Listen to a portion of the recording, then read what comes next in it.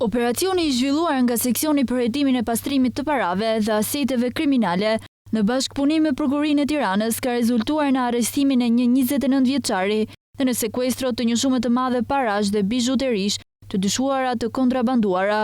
Hetimi nisi 5 muaj më parë, ku ka zbuluar një rrjet të pastrimit të parave me burime të dyshimta, duke përdorur biznesin e tij të exchange dhe argjendarisë në Fushkruj. Shtetësi Armando Musteqja, 29 vjeç, u arrestua në flagrancë ndërsa babai i tij, një shtetas 60 vjeçar, është proceduar në gjendje të lirë në bashkëpunim me këtë veprimtari kriminale. Gjatë kontrollit të ushtruar në ambientet e bizneseve të tyre, autoritetet sekuestruan një shumë për 100.000 euro cash, të cilat ishin dhënë hua kundrejt përfitimit të lartë me përqindje. Po ashtu, në këtë ambient u gjetën bijuteri floriri me peshë totale prej 1400 gram dhe vlerë rreth 1.870.000 euro, të dyshuara për kontraband pasi nuk ishin të pajisura me fatura blerjeje. Ky operacion është rezultati një hetimi intensiv që ka nisur në muajin tetor të vitit 2024 dhe vijon ende për të zbardhur të tjera detaje mbi implikimin e individëve të tjerë të mundshëm në këtë veprimtari kriminale.